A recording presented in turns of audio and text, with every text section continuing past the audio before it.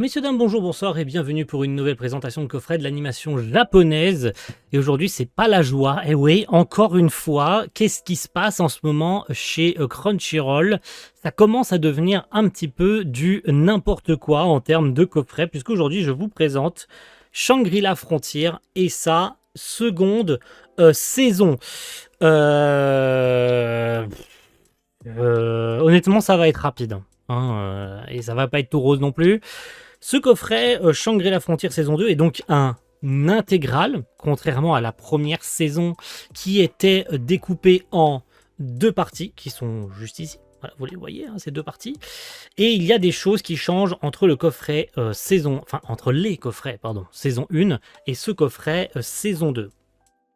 Déjà, pour commencer, niveau continuité en termes de visuel, on peut commencer très vite dessus parce que j'ai pas envie d'épiloguer sur le scénario de Shangri-La, ni sur la VF, ni sur... Je vous mettrai un passage VF que j'ai déjà fait sur la saison 1 dans la description.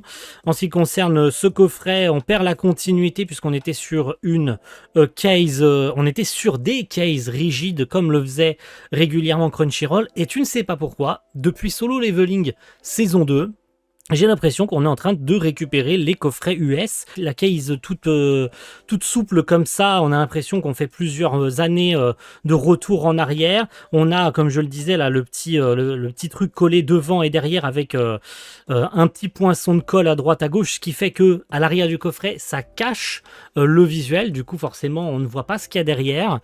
Et c'est tout ce qu'il y a à dire sur la case. Pourquoi ne pas avoir... Enfin, merci pour la continuité d'ailleurs. On était sur une case rigide et on passe sur une case souple pour cette saison 2. Voilà. Probablement merci Crunchyroll USA.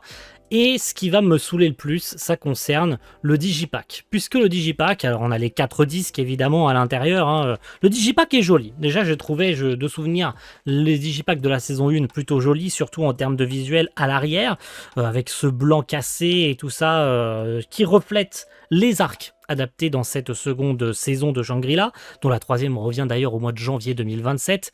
C'est à l'intérieur que c'est le plus problématique, puisque, oui, il vous avait manqué... Non, il vous avait pas manqué du tout. Bien au contraire, les bandes blanches sont de retour. Eh oui, les fameuses qui avaient réussi à disparaître. Et vous savez c'est quoi le pire? Parce que regardez bien le visuel à gauche. Je sais pas si je vous aurais fait un focus dessus. On voit un bout de Sonraku à droite sur le deuxième disque qui déborde. Du coup, on a sa jambe et le reste de son corps qui déborde sur le visuel de gauche. Sérieusement, c'était si compliqué de faire une continuité. En fait, là, sa jambe est coupée au milieu. T'as du blanc et t'as le reste du corps à droite. Qu'est-ce que vous voulez que je dise? On se fout littéralement de notre gueule, là, je suis désolé. Alors j'ai bien conscience que c'est pas Crunchyroll France qui a eu ce coffret en main. Clairement, ça a la gueule d'un coffret Crunchyroll USA. Ça, c'est clair et net. Comme pour Solo Leveling, de toute façon, on m'a sous-entendu, j'ai cru lire que c'était de toute façon un choix de Crunchyroll USA.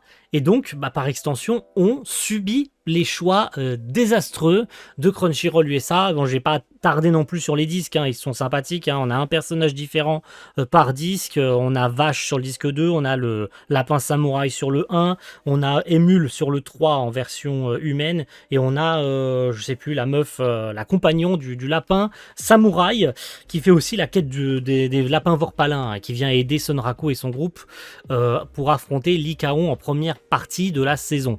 Et c'est tout ce que j'ai à dire sur le coffret.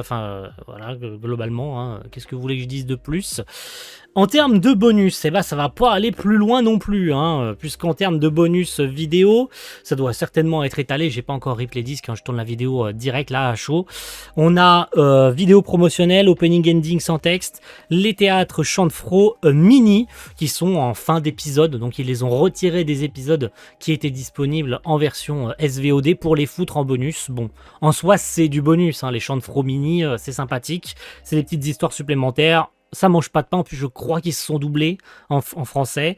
Donc voilà. Et puis en physique, on a 3 petites cartes qui ne cassent pas 3 pattes à un canard. Sincèrement, tu sens qu'il y a eu une réduction de budget sur ces cartes. D'habitude, on a des cartes un peu rigides. Et là, pour le coup, c'est vraiment un papier très très fin. Elles sont brillantes, mine de rien, mais Là, la restriction de budget, elle se sent à des kilomètres sur ce coffret. Ça fait déjà le deuxième, hein, en ce qui me concerne dans ma collection, qui me déçoit beaucoup. Et bizarrement, les deux sont des coffrets Crunchyroll, comme c'est étrange.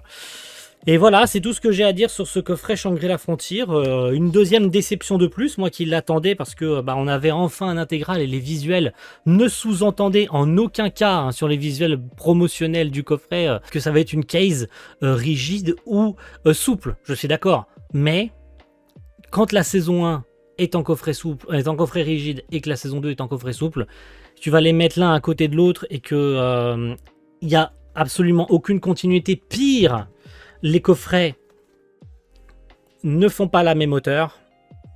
Bon, voilà. Je veux dire, là, il n'y a plus grand chose à dire, quoi. Voilà. La conclusion, elle est là. C'est vraiment très, très décevant. Merci à tous et rendez-vous très vite pour le prochain coffret. Ciao tout le monde.